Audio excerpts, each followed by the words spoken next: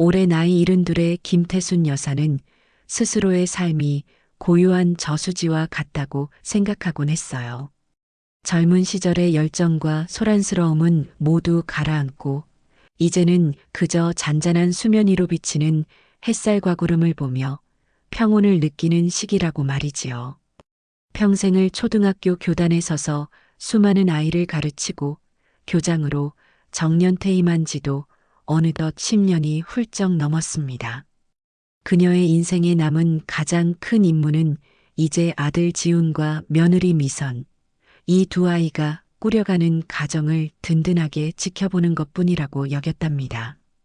사람들은 김태순 여사를 가리켜 호랑이 교장 선생님이었다고 기억해요. 그녀의 교육 철학은 단순하고도 명확했습니다. 옳지 않은 것은 반드시 바로잡고 약한 아이들은 무슨 일이 있어도 지켜낸다. 그 원칙 앞에서는 학부모의 촌지도 지역 유지의 압력도 통하지 않았지요. 그런 강단 있는 성격 탓에 적도 덜어 있었지만 그녀를 믿고 따르는 제자와 동료들이 훨씬 더 많았습니다. 이제 현직에서 물러난 노인이 되었지만 그녀의 눈빛에는 여전히 날카로운 지성과 불의를 꿰뚫어 보는 힘이 서려 있었어요. 그런 그녀에게 며느리 유미선은 딸과도 같은 존재였습니다. 요즘 젊은이들답지 않게 심성이 곱고 정이 많았거든요. 동네 대형마트인 프레시마트에서 정직원으로 일하는 며느리는 고된 노동에도 집에 돌아오면 피곤한 기색 한번 내비치지 않고 시어머니의 어깨부터 주무르는 속 깊은 아이였어요. 태수는 그런 며느리가 안쓰럽기도 하고 한편으로는 대견해서 뭐라도 하나 더 챙겨주고 싶은 마음이 늘 가득했습니다. 하지만 어느 순간부터였을까요? 그 고요하던 저수지 같던 태순의 마음에 작은 돌멩이 하나가 던져졌습니다. 바로 며느리 미선의 얼굴에서 웃음기가 서서히 사라져가고 있다는 사실이었지요. 퇴근 시간이 불규칙해지고 현관문을 열고 들어서는 며느리의 어깨는 천근의 무게라도 짊어진 듯 축 처져 있었어요. 태순이 저녁은 먹었는지 물으면 미선은 그저 밖에서 해결했다는 짧은 대답만 남기고 자기 방으로 들어가 버리기 일쑤였답니다. 예전처럼 식탁에 앉아 오늘 마트에서 있었던 시시콜콜한 이야기를 늘어놓던 모습은 찾아볼 수 없게 되었지요. 처음엔 그저 일이 힘들어 그러려니 생각했어요. 세상에 돈 버는 일이 어디 쉬운 게 있겠어요. 다들 그렇게 꾹 참고 견디며 살아가는 것이 인생이라는 것을 70평생을 살아온 태수는 누구보다 잘 알고 있었습니다. 하지만 미선의 상태는 날이 갈수록 심각해졌어요. 밤이면 끙끙 앓는 소리를 내며 잠꼬대를 하기 시작했지요. 죄송합니다, 고객님. 제가 다 잘못했습니다. 죄송합니다. 어둠 속에서 들려오는 며느리의 잠꼬대는 태순의 심장을 서늘하게 만들기에 충분했어요. 대체 어떤 잘못을 했기에 꿈속에서까지 저토록 애타게 용서를 구하고 있는 것일까요? 태순의 마음속에 불길한 예감이 싹트기 시작했습니다. 그러던 어느 날 저녁, 태순은 결정적인 장면을 목격하고야 말았습니다. 설거지를 하는 며느리의 손목 안쪽에 선명하게 나 있는 시퍼런 멍 자국을 본 것이에요. 태순이 깜짝 놀라 며느리의 손을 붙잡고 캐물었지만 미선은 화들짝 놀라며 손을 빼더니 상품 정리용 카트에 부딪혔다며 애써 웃어 보일 뿐이었어요. 하지만 수십 년간 수백 명 아이들의 거짓말을 꿰뚫어 보던 태순의 눈을 속일 수는 없었습니다. 그 멍은 어딘가에 부딪혀서 생긴 상처가 아니었어요. 마치 누군가에게 강한 힘으로 아기를 담아 짓눌린 흔적과도 같았습니다. 태수는 더 이상 며느리를 추궁하지 않았어요. 스스로 말하지 않는 진실을 억지로 캐내는 것은 그녀의 방식이 아니었기 때문이지요. 대신 자신의 눈으로 직접 확인하기로 마음먹었습니다. 무엇이 내 귀한 며느리를 저렇게 고통스럽게 만들고 있는지 그 추악한 실체를 반드시 밝혀내야만 했어요. 마침 아들 지우는 중요한 프로젝트 때문에 열흘 넘게 지방 출장을 가 있는 상황이라 괜한 걱정을 끼치고 싶지 않았습니다. 이것은 시어머니인 그녀가 한때 호랑이 교사였던 그녀가 홀로 해결해야 할 문제였어요. 그리고 며칠 뒤 태순의 평온했던 일상을 송두리째 뒤흔드는 운명의 그날이 찾아왔습니다. 저녁 장거리로 쓸 두부와 콩나물이 필요하다는 핑계로 그녀는 일부러 시간을 맞춰 며느리가 일하는 프레시마트로 향했어요. 손님들이 가장 붐비는 시간을 피해 조금은 한산해질 저녁 7시 무렵이었습니다. 자동문이 소리 없이 열리고 익숙한 마트의 소음과 불빛이 그녀를 맞았어요. 시끄러운 할인 안내 방송, 분주하게 오가는 카트 소리, 형형색색의 상품들. 모든 것이 지극히 평범하고 일상적인 풍경이었지요. 태수는 채소 코너를 지나 미선이 일하는 유제품 코너 쪽으로 천천히 발걸음을 옮겼습니다. 그런데 저 멀리 사람들이 웅성거리며 한 곳에 모여 있는 것이 보였어요. 처음에는 무슨 시식 행사라도 열렸나 싶었지요. 하지만 가까이 다가갈수록 분위기가 심상치 않다는 것을 느낄 수 있었습니다. 사람들의 얼굴에는 즐거움 대신 당혹감과 안쓰러움, 그리고 불쾌한 호기심이 뒤섞여 있었어요. 그리고 그 인파의 중심에서 태수는 자신의 두 눈을 의심하게 만드는 광경과 마주해야 했습니다. 그녀의 인생을 통틀어 가장 끔찍하고 피가 거꾸로 솟구치는 그런 장면이었어요. 그녀의 며느리 세상 누구보다 아끼고 사랑하는 유미선이 차갑고 더러운 타일 바닥에 무릎을 꿇고 있었습니다. 미선의 고개는 죄인처럼 깊이 숙여져 있었고 두 손은 무릎 위에 힘없이 포개져 있었어요. 금방이라도 부서질 듯 가녀린 어깨는 가늘게, 아주 가늘게 떨리고 있었답니다. 그 앞에는 온몸을 명품으로 치장한 중년 여자가 팔짱을 낀 채 벌레라도 보는 듯한 경멸적인 눈빛으로 미선을 내려다보고 있었어요. 그리고 그 옆에는 미선이 점장이라고 부르던 기름진 얼굴의 사내가 허리를 90도로 굽힌 채 중년 여자에게 연신 아첨을 떨고 있었지요. 최 여사님, 부디 마음 푸시지요. 이 직원이 아직 신입이라 뭘 잘 몰라서 큰 실수를 저질렀습니다. 제가 책임지고 다시는 이런 일이 없도록 단단히 교육시키겠습니다.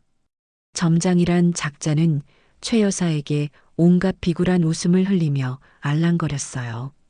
그러고는 돌아서서 무릎 꿇고 있는 며느리의 어깨를 손가락으로 툭툭 건드리며 목소리를 높였습니다. 유미선 씨, 아직도 상황 파악이 안 돼? 어서 최 여사님께 진심으로 사과드리지 못해. 당신 하나 때문에 우리 마트 최고 VIP 고객님 심기 불편하게 만든 거 안 보여? 그 순간 태순의 머릿속에서 무언가가 뚝 하고 끊어지는 소리가 들리는 듯 했어요. 주변의 모든 소음이 거짓말처럼 사라졌습니다. 시끄러운 안내 방송도 사람들의 수군거림도 더는 들리지 않았어요. 그녀의 세상은 오직 가늘게 떨고 있는 며느리의 등과 그 앞에서 악기처럼 서 있는 두 인간의 모습만 낙은 흑백의 무대가 되어버렸지요. 뜨거운 분노가 용암처럼 끓어올라 목구멍까지 치밀었습니다. 하지만 태수는 소리를 지르거나 이성을 잃지 않았어요. 그녀는 분노할수록 오히려 머리가 얼음처럼 차가워지는 사람이었으니까요. 분노는 뜨거울 때 터뜨리면 자신과 주변에 화상만 입힐 뿐이지만 차갑게 벼려내면 그 무엇보다 날카로운 무기가 된다는 것을 그녀는 오랜 경험을 통해 알고 있었습니다. 태수는 천천히 하지만 한 걸음 한 걸음의 무게를 실어 그들을 향해 다가갔어요. 웅성거리며 구경하던 사람들이 약속이라도 한 듯 길을 터주었습니다. 아마도 지팡이도 짚지 않은 노부인의 얼굴에 서린 범접할 수 없는 기운을 느꼈기 때문이겠지요. 마침내 그들 앞에 섰을 때 점장이란 자가 그녀를 위아래로 훑어보며 팔이라도 쫓는 듯한 손짓을 했어요. 뭡니까, 할머니? 구경 났어요? 얼른 비켜요. 영업에 방해되니까. 태수는 그자의 말을 가볍게 무시했습니다. 그녀의 시선은 오직 바닥에 이마라도 닿을 듯 고개를 숙인 며느리에게 고정되어 있었어요. 그리고는 평생을 아이들에게 가르치던 그 다정하고도 위험 있는 목소리로, 하지만 그 누구도 거스를 수 없는 단호한 어조로 말했습니다.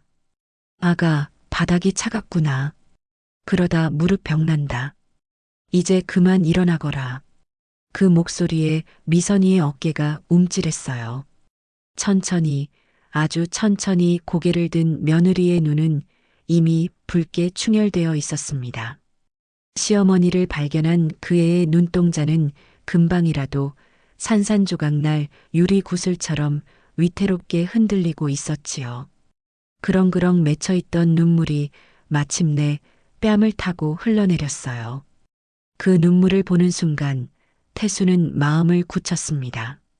오늘 이곳에서 내 귀한 며느리를 저 차가운 바닥에 무릎 꿇린 저 버러지 같은 인간들을 그녀의 손으로 직접 박살내겠다고. 단순히 소리를 지르고 멱살을 잡는 그런 저급한 방식이 아니에요.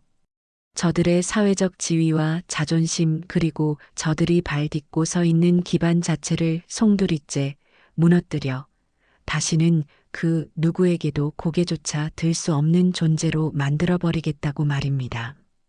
김태순 여사의 조용하고 평화롭던 노년은 바로 그 순간을 기점으로 막을 내렸습니다. 이제부터는 정의를 집행하는 심판자의 시간이 시작될 것이었어요.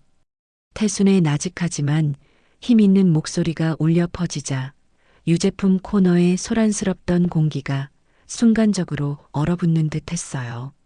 며느리 미선은 고개를 들어 시어머니의 얼굴을 확인한 순간 참고 참았던 눈물을 끝내 터뜨리고 말았답니다. 그 눈물은 수치심과 미안함, 그리고 마침내 기댈 곳을 찾았다는 안도감이 뒤섞인 것이었지요. 태수는 아무 말 없이 며느리를 향해 손을 내밀었어요. 그 어떤 말보다도 이제 괜찮다는 강력한 위로를 담은 손길이었습니다. 미선은 잠시 망설였지만 이내 떨리는 손으로 시어머니의 그 따뜻하고 주름진 손을 꼭 잡았어요. 태순이 부드럽게 팔을 이끌자 미선은 마침내 힘겹게 무릎을 펴고 자리에서 일어섰습니다. 이 갑작스러운 상황 변화에 가장 먼저 반응한 것은 화려한 옷차림의 여자, 바로 점장이 최 여사라고 부르던 그 여자였어요. 그녀는 잔뜩 찌푸린 미간으로 태순을 위아래로 훑어보더니 날카로운 목소리로 쏘아붙였습니다. 아니, 이 늙은이는 또 뭐야? 지금 누가 허락했다고 저걸 일으켜 세워요? 저 기집애가 나한테 무슨 짓을 했는지 알기나 하고 나서는 거야? 하지만 태수는 그 여자에게 눈길조차 주지 않았습니다. 그녀의 시선은 오직 한 사람, 자신의 직원을 고객 앞에 무릎 꿇린 책임자, 점장 박상철에게로 향해 있었지요. 기름진 얼굴에 비굴한 미소를 매달고 있는 그를 태수는 아무런 감정도 담지 않은 무표정한 얼굴로 빤히 응시했어요. 그 시선의 압박감을 느꼈는지 박 점장이 헛기침을 하며 기세등등하게 말했습니다. 할머니, 지금 뭐 하시는 겁니까? 저희 직원 교육 중인 거 안 보이세요? 그리고 이쪽은 저희 프레시마트 최고 등급 VIP 고객님이십니다. 할머니가 이렇게 함부로 끼어들 자리가 아니라고요. 참으로 가소롭고 어리석은 말이었습니다. 최고 등급 고객? 태순의 눈에는 그저 인격 수양이 덜 된 천박한 졸부로밖에 보이지 않았는데 말이에요. 태순은 여전히 입을 여는 대신 미선의 옷에 묻었을지 모를 먼지를 손으로 세심하게 툭툭 털어주었어요. 그리고는 며느리의 귓가에 다른 누구도 듣지 못할 만큼 작은 목소리로 속삭였습니다. 괜찮다, 아가. 이제부터는 이 어미가 전부 알아서 할 것이다. 너는 아무 걱정 말고 그저 내 뒤에만 서 있거라. 그 말을 끝으로 태수는 비로소 그들을 향해 완전히 몸을 돌렸습니다. 평생을 교육자로 살아오며 지켜왔던 온화함은 온데간데없고 그 자리에는 서리빨처럼 차갑고 냉정한 기운만이 감돌았어요. 그녀는 박 점장을 향해 나지막이 물었습니다. 당신이 이곳의 책임자인가요? 박 점장은 갑작스러운 질문에 말문이 막혔는지 그렇습니다만 하고 얼버무렸어요. 그렇다면 묻지요. 내 며느리가 저 여자 앞에서 무릎을 꿇어야 할 만큼 대체 무슨 죽을 죄를 지었는지 내게도 소상히 설명해 줄 수 있겠어요? 내가 이 아이의 시어머니 되는 사람이니 그 자초지종을 들을 자격은 충분할 것 같은데요. 시어머니라는 말에 박 점장과 최 여사의 얼굴에 순간 당황한 기색이 스쳐 지나갔습니다. 하지만 그것도 잠시 최 여사가 먼저 콧방귀를 뀌며 상황을 주도하기 시작했어요. 시어머니? 어머, 꼴 좋네. 그 며느리의 그 시어머니라더니 가지가지하네. 당신 며느리가 말이야. 유통기한이 고작 하루밖에 안 남은 우유를 나한테 팔아먹으려고 했다고요. 이게 어디 손님을 우롱하고 기만하는 행위가 아니고 뭐겠어요? 내가 그걸 점잖게 지적했더니 어디서 감히 눈을 동그랗게 뜨고 말대꾸를 하더라고. 그래서 내가 저 버르장머리를 고쳐주라고 점장님께 특별히 부탁한 거예요. 기가 막혀서 헛웃음이 나올 지경이었습니다. 유통기한이 임박한 상품은 할인 스티커를 붙여 판매하는 것이 당연한 마트의 운영 방침 아닌가요? 그것이 어째서 손님을 기만하는 행위가 된단 말입니까? 태순이 미선 쪽을 돌아보자 그 애는 억울함에 입술을 깨물면서도 아무 말도 하지 못하고 고개만 숙이고 있었어요. 진실을 말하고 싶지만 점장의 서슬 퍼런 눈앞에서 감히 입을 열지 못하는 것이 분명했습니다. 태수는 다시 박 점장을 보며 말했어요. 책임자로서 상황을 명확히 설명해 보세요. 지금 저 여자의 말이 전부 사실인가요? 박 점장은 최 여사의 눈치를 힐끔 살피며 쩔쩔매다가 이내 훈계라도 하듯 태순에게 말하더군요. 어르신, 요즘 세상 물정을 너무 모르시는 것 같습니다. 손님은 왕입니다. 왕. 특히나 최 여사님처럼 저희 마트 매출에 크게 기여하시는 분은 왕 중의 왕이시고요. 직원이 고객님 심기를 조금 불편하게 해드렸으면 당연히 무릎이라도 꿇고 싹싹 비는 게 맞는 겁니다. 이게 다 요즘 젊은 것들이 기본이 안 돼서 그래요. 어르신께서도 며느리 교육 좀 처음부터 다시 똑바로 시키셔야겠습니다.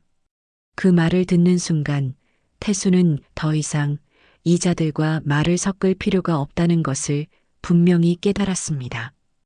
말이 통하지 않는 짐승에게는 대화가 아닌 다른 방법이 필요하다는 것을 그녀는 오랜 경험으로 알고 있었지요. 태수는 더 이상 한마디도 하지 않고 조용히 미선의 손을 다시 잡았습니다. 그리고는 그 자리를 떠나 마트를 빠져나왔어요. 뒤에서 박 점장이 어딜 그냥 가시냐고 소리치고 최 여사가 저것들 그냥 보내면 안 된다. 반드시 징계하라고 악을 쓰는 소리가 들려왔지만 태수는 단 한 번도 뒤돌아보지 않았습니다. 지금은 저들과 싸울 때가 아니었어요. 전쟁은 조용하고 은밀하게 그리고 적이 전혀 예상하지 못한 방식으로 시작해야 하는 법이니까요. 집으로 돌아오는 길 미선은 아무 말이 없었습니다. 그저 시어머니의 손에 이끌려 묵묵히 걷기만 할 뿐이었지요. 마침내 집에 도착하자마자 둑이 무너지듯 미선은 현관에 그대로 주저앉아 그동안 참아왔던 서러운 울음을 터뜨리고 말았습니다. 태수는 그런 며느리를 말없이 끌어안아 등을 토닥여 주었어요. 괜찮다, 다 괜찮다. 이제 모든 것이 괜찮을 것이다 하고요. 한참을 그렇게 울던 미선이는 시어머니의 품에 안겨 그동안 마트에서 겪어야 했던 부당한 일들을 하나씩 털어놓기 시작했습니다. 최 여사라는 여자는 마트의 상습적인 진상 고객이었어요. 거의 매일같이 마트에 나타나 사소한 것을 트집 잡아 직원들을 괴롭히는 것이 그녀의 유일한 낙인 듯 보였다고 합니다. 이미 반쯤 먹은 과자를 맛이 없다며 환불을 요구하거나 유통기한이 임박해 할인 판매하는 상품을 신선한 제품과 바꿔달라고 떼를 쓰는 등 그 행패는 상상을 초월할 정도였지요. 더 큰 문제는 바로 점장 박상철이었습니다. 그는 최 여사의 비위를 맞추기 위해 모든 책임을 힘없는 직원들에게 떠넘겼어요. 최 여사가 소란을 피울 때마다 애꿎은 직원들을 고객들 앞에 불러세워 죄인처럼 고개를 숙이게 했고, 심지어는 오늘처럼 무릎을 꿇고 사과하라고 강요하는 일도 아버니 처음이 아니었다는 것이었습니다. 오늘의 사건도 그렇게 시작되었어요. 미선은 유통기한이 하루 남은 우유를 규정대로 할인 매대에 진열하고 있었는데, 최 여사가 다가와서는 왜 신선한 우유를 뒤에 숨겨놓고 이런 쓰레기 같은 걸 파냐며 시비를 걸었다고 해요. 미선이 차분히 규정을 설명했지만 최 여사는 막무가내로 소리를 지르며 뺨이라도 때릴 듯이 험악한 분위기를 만들었지요. 그리고 그 소리를 듣고 한달음에 달려온 박 점장이 자초지종을 묻지도 않고 다짜고짜 미선에게 무릎을 꿇으라고 명령했다는 겁니다. 어머니, 정말 죄송해요. 제가 너무 못나서 그렇게는 못하겠다고 버텼어야 했는데 여러 사람이 보는 앞에서 너무 무섭고 창피해서 저도 모르게 그만. 흐느끼며 말을 잇지 못하는 며느리를 보니 분노보다도 애틋하고 안쓰러운 마음이 먼저 들었습니다. 왜 버티지 못했냐고, 왜 맞서 싸우지 않았냐고 탓할 수가 없었어요. 거대한 조직 안에서 가장 약한 고리인 일개 직원이 권력을 가진 상사와 악질 고객의 부당한 합동 공격 앞에서 할 수 있는 일이란 거의 없다는 것을 태순도 잘 알고 있었으니까요.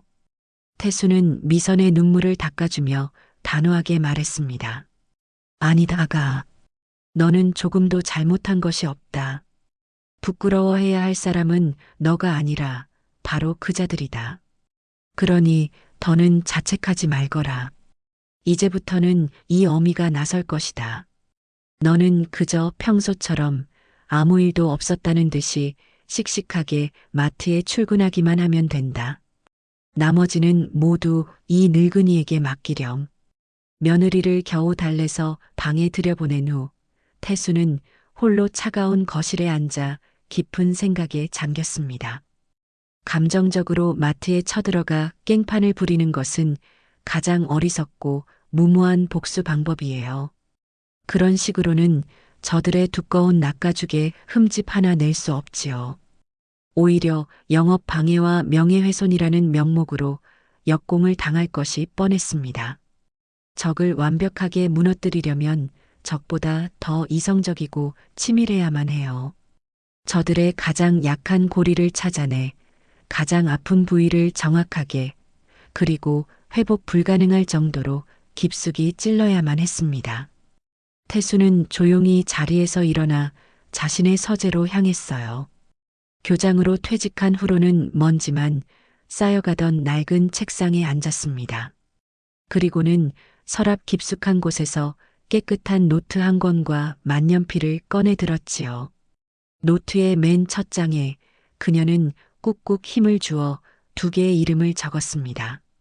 박상철 프레시마트 점장, 최 여사 VIP 고객.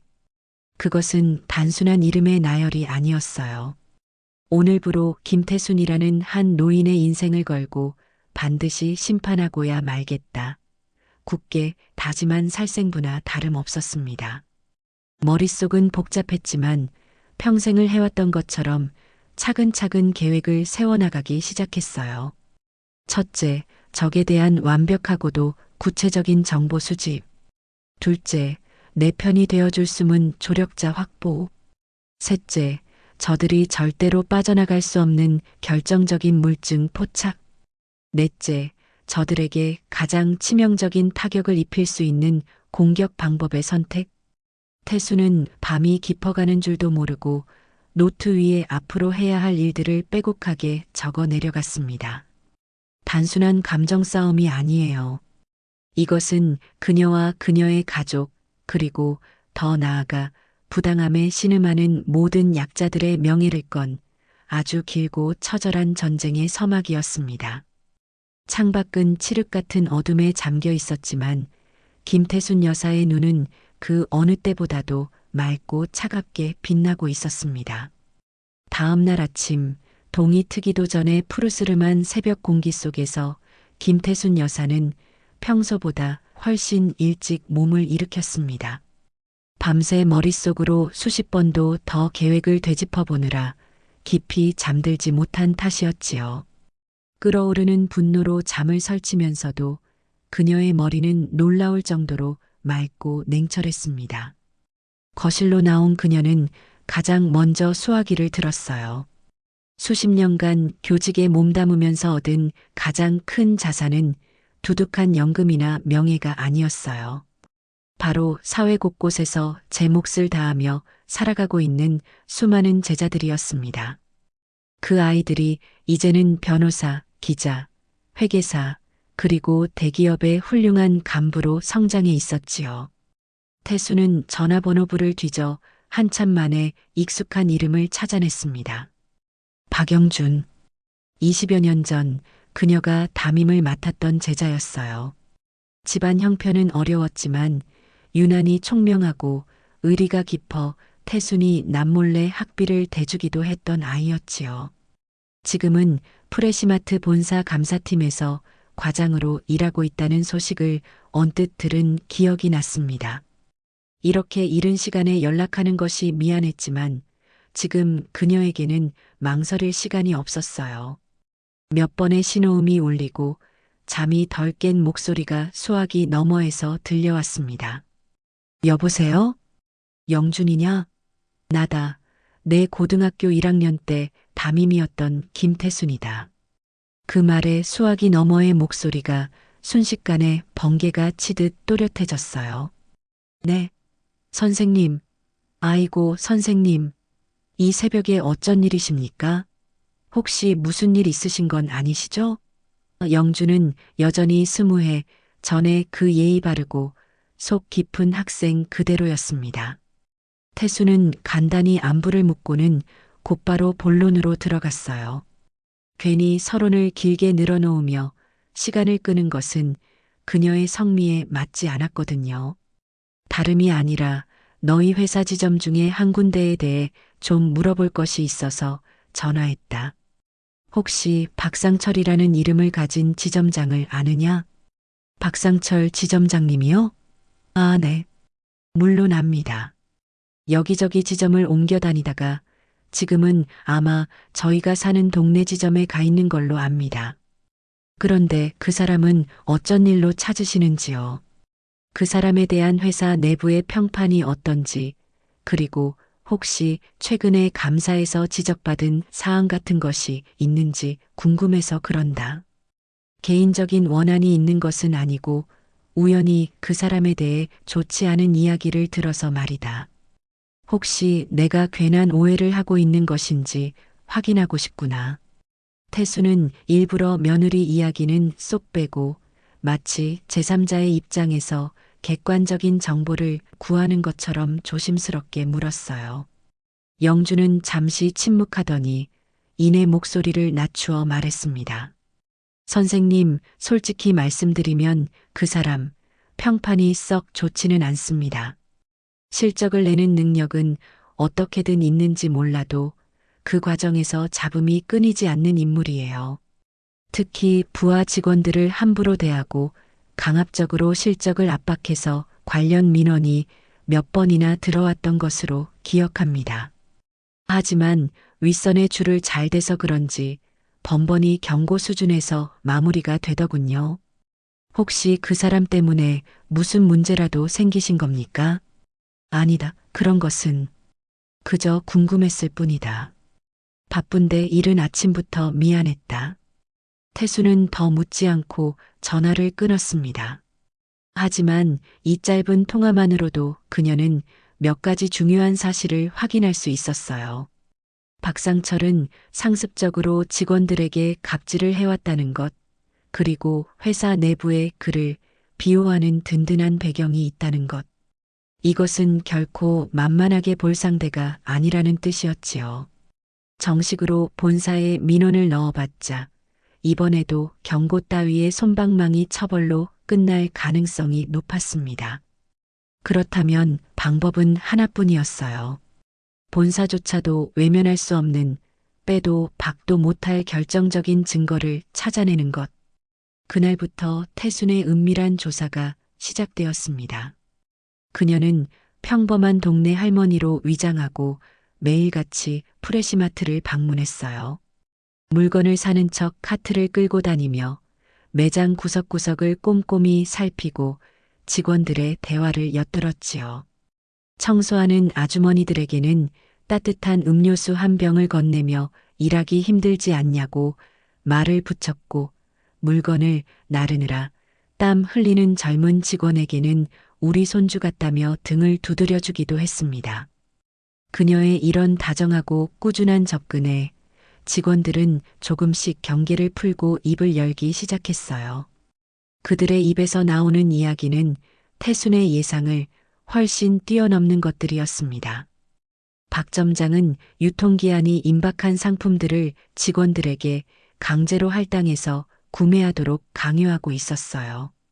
팔지 못하면 직원 월급에서 그 금액을 제하겠다고 협박까지 하면서 말이지요. 또한 마트의 VIP 고객들에게는 규정이 없는 과도한 할인 혜택을 제공하며 회사의 손실을 일반 직원들에게 떠넘기고 있다는 증언도 나왔습니다. 태수는 그 모든 내용을 날짜와 시간, 증언한 직원의 인상착의까지 꼼꼼하게 수첩에 기록했어요. 하지만 이것들만으로는 부족했습니다. 심증은 확실했지만 결정적인 물증이 없었으니까요. 그러던 어느 날 태순에게 뜻밖의 조력자가 나타났습니다. 그날도 마트 근처 벤치에 앉아 상황을 정리하고 있는데 쭈뼛거리며 한 젊은 청년이 다가왔어요. 며칠 전 마트에서 박 점장에게 큰 소리로 혼나는 것을 본 기억이 있는 아르바이트생이었습니다. 저 혹시 유미선 씨 시어머니 되시죠? 태순이 고개를 끄덕이자 청년은 주변을 살피더니 작은 목소리로 말했어요. 드릴 말씀이 있어서 왔어요. 저 며칠 전에 마트에서 부당하게 잘렸거든요. 점장 비리를 좀 알고 있었더니 그걸 눈치채고 쫓아낸 것 같아요. 청년의 이름은 민준이었어요. 대학 휴학생인 민준은 야간 아르바이트를 하며 박 점장과 최 여사의 추악한 거래를 여러 번 목격했다고 합니다. 박 점장은 유통기한이 지나 폐기해야 할 신선식품들을 몰래 빼돌렸고 최 여사는 그 물건들을 헐값에 넘겨받아 자신이 운영하는 동네의 작은 식당들 여러 곳에 식자재로 납품하고 있었다는 것이었어요. 사람들의 건강을 담보로 두 사람이 검은 돈을 챙기고 있었던 겁니다. 점장 컴퓨터에 있는 이중 장부 파일을 몰래 복사해뒀어요. 그리고 두 사람이 창고 뒤에서 거래하는 대화 내용도 녹음했고요. 이걸 어디에 제보해야 하나 고민하고 있었는데 할머니를 뵙고 용기를 냈습니다. 민주는 떨리는 손으로 작은 USB 하나를 태순에게 건넸습니다. 그것을 받아드는 태순의 손은 그 어느 때보다 단단하고 묵직했어요. 단순한 갑질과 인권 유린의 문제가 아니었습니다. 이것은 명백한 횡령이자 시민의 건강을 위협하는 심각한 범죄 행위였지요. 이제 판은 완전히 새로운 국면으로 접어들었습니다. 태수는 민준의 어깨를 두드리며 말했어요. 용기 내주어 정말 고맙다, 청년.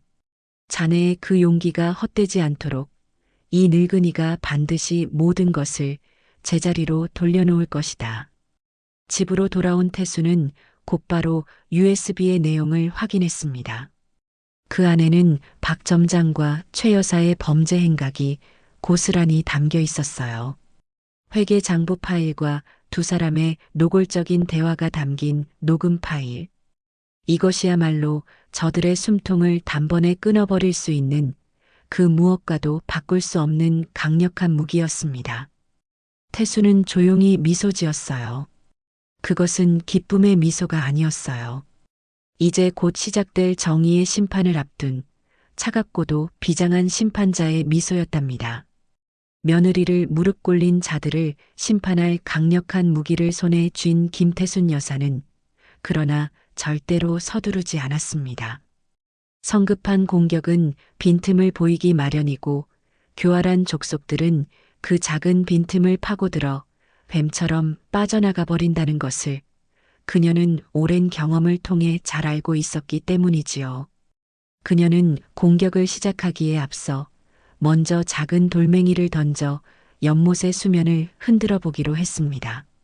적의 반응을 살피고 방심을 유도하기 위한 일종의 예비 동작이었어요.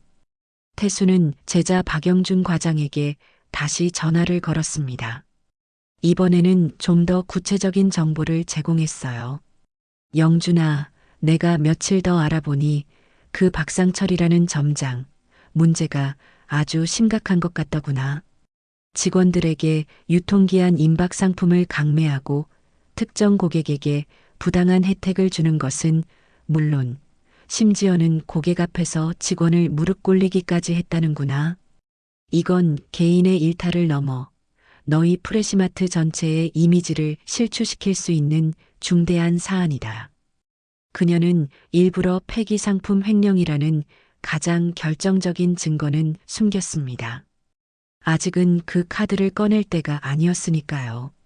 태순의 말에 영주는 심각한 목소리로 대답했어요. 선생님, 그게 정말 사실이라면 보통 문제가 아닙니다. 제가 정식으로 감사팀에 안건을 올려보겠습니다. 며칠 뒤 프레시마트에는 본사 감사팀 직원들이 예고 없이 닥쳤습니다. 그들은 매장 운영 실태를 점검한다는 명목 아래 직원들을 한 명씩 따로 불러 면담을 진행하기 시작했어요. 갑작스러운 상황에 박 점장은 몹시 당황했지만 이내 평소 자신에게 충성하던 직원들을 앞세워 상황을 무마하려 애썼습니다.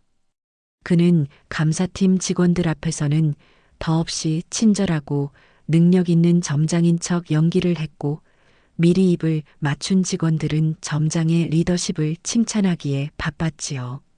하지만 감사팀은 태순이 미리 제보한 직원 대상 강매 정황에 대해 집요하게 파고들었습니다. 몇몇 양심 있는 직원들이 용기를 내어 사실을 털어놓기 시작했고 결국 박 점장의 비리 일부가 사실로 드러나게 되었어요. 물론 그가 쌓아온 연줄과 비호 세력 덕분의 결과는 엄중 경고와 심할서 제출이라는 솜방망이 처벌에 갇히고 말았습니다. 박 점장은 이 정도 선에서 위기를 넘긴 것을 자신의 수완 덕분이라 여기며 안도의 한숨을 내쉬었어요. 그리고는 오히려 기고만장해졌습니다. 그는 이번 감사가 자신을 시기하는 내부 고발자의 소행이라 확신하고 직원들을 회의실에 모아놓고 핏대를 세우며 으름장을 놓았지요. 이번에 본사에 나를 꼰지른 놈이 누군지 내가 모를 줄 알아? 한 번만 더 이딴 짓 하는 놈은 내가 가만두지 않을 거야. 여기서 아주 매장시켜버릴 테니 각오하라고. 그는 직원들을 향해 고래고래 소리를 지르며 공포 분위기를 조성했습니다. 그리고는 그 내부 고발자가 혹시 미선이 아닐까 하는 의심의 눈초리를 보내기 시작했어요. 그날 이후 그는 사사건건 미선을 트집잡고 다른 직원들 앞에서 일부러 망신을 주며 그녀를 더욱 압박하기 시작했습니다. 이 모든 상황은 태순의 귀에 고스란히 들어가고 있었어요. 그녀는 마트 직원들로부터 박 점장의 반응을 전해 듣고는 오히려 만족스러운 미소를 지었답니다. 모든 것이 그녀의 계획대로 흘러가고 있었기 때문이지요. 박 점장은 이제 자신이 위기를 완벽하게 넘겼다고 착각하고 있었어요. 그의 자만심은 하늘을 찔렀고 경계심은 완전히 허물어져 있었습니다. 바로 그때가 태순이 준비한 진짜 칼을 뽑아들 순간이었지요. 한편 그동안 억압 속에서도 묵묵히 버텨내던 며느리 미선에게도 작은 변화가 생기기 시작했습니다. 처음에는 시어머니의 적극적인 행동에 혹시라도 자신에게 더 큰 불이익이 돌아올까봐 노심초사하던 그녀였어요. 하지만 자신을 위해 발벗고 나서는 시어머니의 든든한 모습과 박 점장의 비겁한 행태를 보며 더 이상 침묵해서는 안 되겠다는 용기를 얻게 된 것이지요. 그녀는 태순에게 박 점장이 자신을 어떻게 괴롭히고 있는지 상세하게 보고하는 한편 마트 내부에서 박 점장에게 불만을 품고 있는 동료들을 남몰래 만나기 시작했습니다. 그녀는 더 이상 혼자가 아니었어요. 시어머니라는 강력한 지원군과 불의에 함께 맞서 싸울 동료들이 그녀의 곁에 있었습니다. 그리고 마침내 태수는 마지막 한 수를 준비하기 시작했습니다. 아들 지훈이 마침내 긴 출장에서 돌아온 것이에요. 집에 돌아온 지훈은 아내가 그동안 겪었던 끔찍한 일들과 어머니가 홀로 싸움을 준비해왔다는 사실을 모두 전해 듣고는 분노에 휩싸였습니다. 그는 당장이라도 마트로 쳐들어가 박 점장의 멱살을 잡고 싶었지만 태순이 그런 아들을 만류했어요. 지훈아, 분노는 이성을 마비시키는 가장 위험한 독이다. 감정적으로 행동해서는 아무것도 해결할 수 없어. 지금 우리에게 필요한 것은 뜨거운 분노가 아니라 차가운 계획이다. 태수는 아들에게 그동안 수집한 모든 자료와 민준이 건네준 USB를 보여주었습니다. 회계사로 일하는 지우는 그 자료들을 보자마자 일의 심각성을 단번에 파악했어요.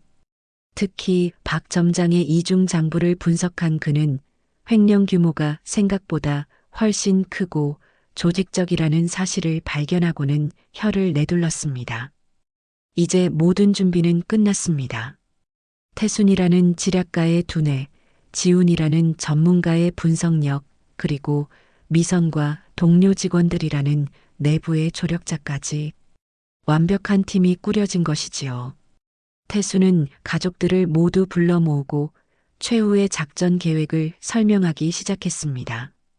그녀의 목소리는 나지막했지만 그 안에는 반드시 승리하고야 말겠다는 강철 같은 의지가 담겨 있었어요. 이제 저들이 쌓아 올린 거짓의 성을 무너뜨릴 시간이다. 아주 요란하고 아주 처참하게 말이다. 창밖으로 쏟아지는 아침 햇살을 받으며 김태순 여사의 얼굴에 비장한 미소가 떠올랐습니다. 폭풍 전야의 고요함 속에서 그녀는 조용히 최후의 일격을 준비하고 있었습니다. 최후의 일격을 가할 비장의 무기, 박상철과 최 여사의 범죄 증거가 담긴 USB를 손에 쥔 김태순 여사의 행보는 더욱 신중하고 치밀해졌습니다. 사나운 맹수가 사냥감의 목덜미를 물기 직전 숨을 고르며 가장 완벽한 순간을 기다리듯 그녀는 섣불리 움직이지 않았어요. 섣부른 공격은 적에게 반격의 빌미를 제공할 뿐이라는 것을 70평생의 지혜로 너무나 잘 알고 있었기 때문이지요.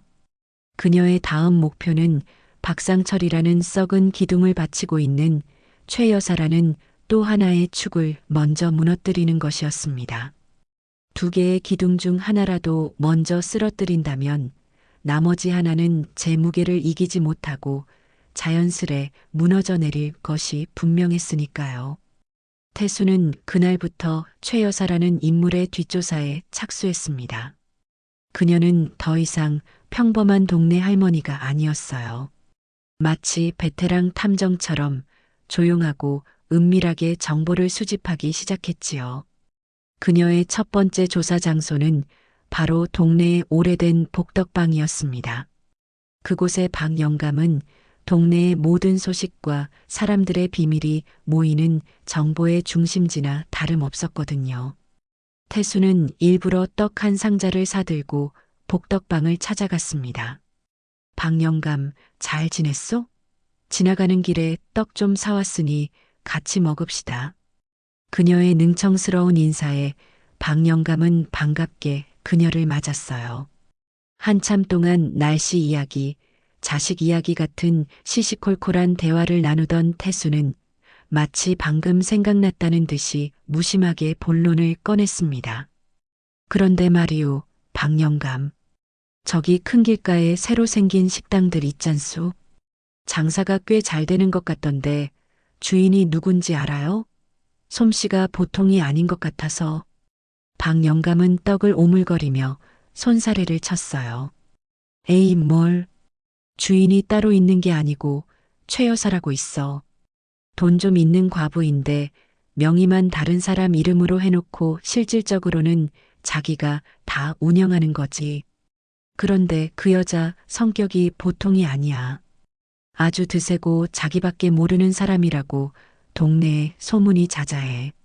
최 여사가 식당 여러 곳의 실질적인 주인이라는 중요한 정보를 입수한 태수는 그 길로 그녀가 운영한다는 식당들을 하나씩 찾아 나섰습니다. 손님으로 위장해 식당에 들어가 음식 맛을 보는 척하며 주방과 직원들의 분위기를 살폈지요. 그녀의 날카로운 눈은 속일 수 없었습니다.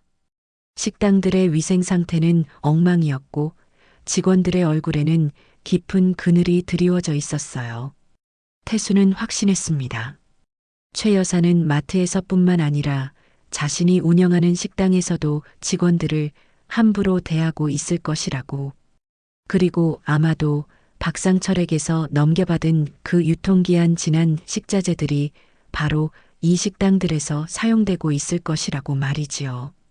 한편 집에서는 아들 지훈이 밤을 새워가며 USB에 담긴 이중 장부를 분석하고 있었습니다.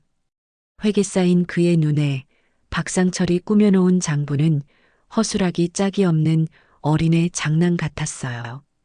그는 박상철이 빼돌린 물품 내역과 금액, 그리고 그 돈이 흘러들어간 차명 계좌까지 하룻밤 사이에 모두 추적해냈습니다.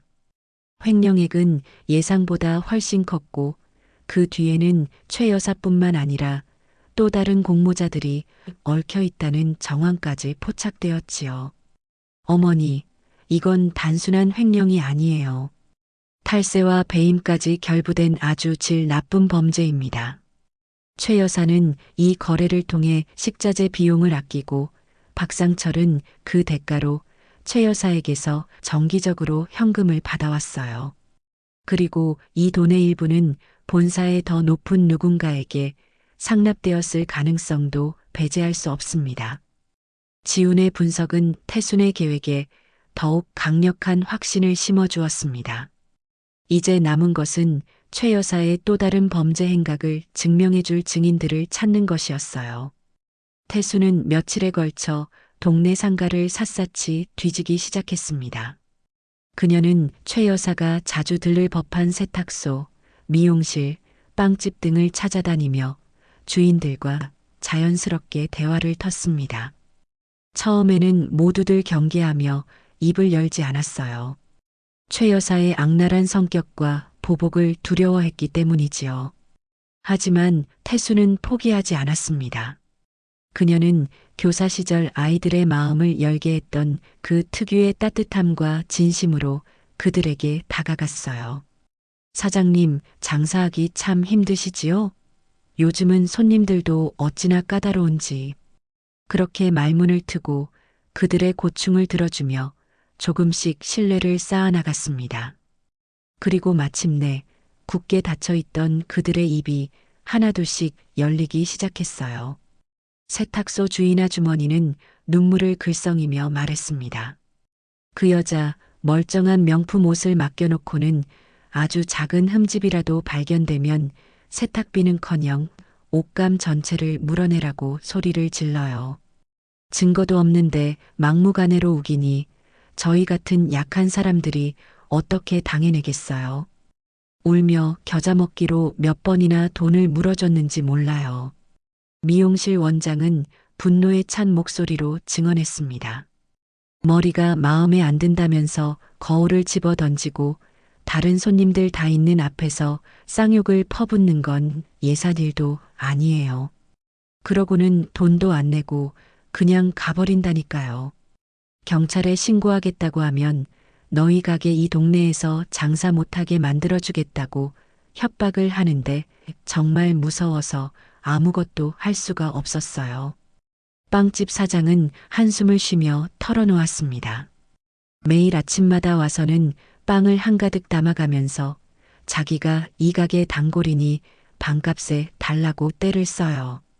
안 된다고 하면 계산대 앞에서 1시간이고 2시간이고 버티면서 영업을 방해하는데 정말이지 피가 마르는 것 같았어요. 최 여사의 만행은 태순의 상상을 훨씬 뛰어넘는 수준이었습니다. 그녀는 단순한 악성 고객이 아니라 동네 상인들을 상대로 상습적인 협박과 갈취를 일삼는 범죄자나 다름없었어요. 태수는 그들의 모든 증언을 녹음하고 피해 사실을 입증할 영수증과 CCTV 영상 등의 증거를 모아달라고 정중히 부탁했습니다. 처음에는 망설이던 상인들도 자신과 비슷한 피해를 본 사람이 이렇게나 많다는 사실에 용기를 얻기 시작했어요. 그리고 태순의 흔들림 없는 눈빛과 진심 어린 태도에 그들은 마침내 이 싸움에 함께하기로 결심하게 되었답니다. 그렇게 김태순 여사를 중심으로 그동안 최 여사의 갑질에 신음해왔던 동네 상인들의 보이지 않는 연대가 조용히 하지만 아주 단단하게 구축되기 시작했습니다. 이제 덫은 완벽하게 놓였어요. 오만하고 어리석은 사냥감들이 제 발로 그 덫 안으로 걸어 들어올 일만 남아 있었지요. 태수는 자신의 계획이 한치의 오차도 없이 진행되고 있음에 만족하며 다음 단계를 준비하기 시작했습니다. 그것은 바로 이 모든 사실을 세상에 알릴 가장 강력한 확성기를 찾는 일이었습니다. 최 여사라는 거대한 악의 축에 맞설 피해자 연대가 마침내 결성되었지만 태수는 그들의 용기가 두려움으로 변질되기 전에 신속하게 움직여야 한다는 것을 알고 있었습니다. 그녀는 피해 상인들을 자신의 집으로 조용히 초대했어요. 불안과 걱정이 가득한 얼굴로 모인 그들에게 태수는 따뜻한 차를 대접하며 차분하게 입을 열었습니다. 사장님들, 오늘 이렇게 어려운 걸음 해주셔서 정말 감사합니다. 혼자서는 외롭고 두려운 길이지만 우리가 이렇게 함께 뭉치면 이야기는 달라집니다. 저 혼자 앞서 나가지 않겠습니다. 여러분과 한 걸음, 한 걸음 함께 나아가겠습니다. 우리가 되찾아야 할 것은 단순히 돈 몇 푼이 아닙니다. 우리가 땀 흘려 일하는 터전에서 더 이상 부당하게 짓밟히지 않고 당당하게 살아갈 권리입니다. 그녀의 진심 어린 말에 상인들의 눈빛이 조금씩 흔들리기 시작했어요. 태수는 아들 지훈이 정리한 박상철과 최 여사의 횡령 증거 자료들을 그들에게 보여주었습니다. 그들의 범죄가 단순한 갑질을 넘어 얼마나 조직적이고 악랄한 것이었는지를 눈으로 확인한 상인들은 더 이상 망설이지 않았어요. 그들은 각자 보관하고 있던 피해 증거들 마이너스 찢어진 옷, 망가진 기물사진, 협박 내용이 담긴 녹취 파일, 그리고 결정적으로 최 여사의 행패가 고스란히 담긴 CCTV 영사들 마이너스를 모두 태순에게 전달했습니다. 태산처럼 쌓인 증거 자료들을 보며 태수는 이제 승리를 확신할 수 있었어요. 한편 마트 내부에서는 며느리 미선의 조용한 혁명이 진행되고 있었습니다. 시어머니와 남편의 든든한 지원 속에서 그녀는 더 이상 과거에 유약하고 순종적인 직원이 아니었어요. 그녀는 박 점장의 부당한 지시에 그건 규정에 어긋나는 것 같습니다. 점장님이라고 당당하게 자신의 의견을 말하기 시작했습니다. 처음에는 그녀의 변화에 당황하며 더욱 거세게 윽박지르던 박 점장도 조금의 흔들림도 없는 미선의 태도에 점차 기가 죽는 듯 보였지요. 미선의 이런 용기 있는 행동은 다른 직원들에게도 큰 영향을 미쳤습니다. 그동안 박 점장의 폭압에 숨죽여 지내던 직원들이 미선을 중심으로 하나둘씩 뭉치기 시작한 것이에요.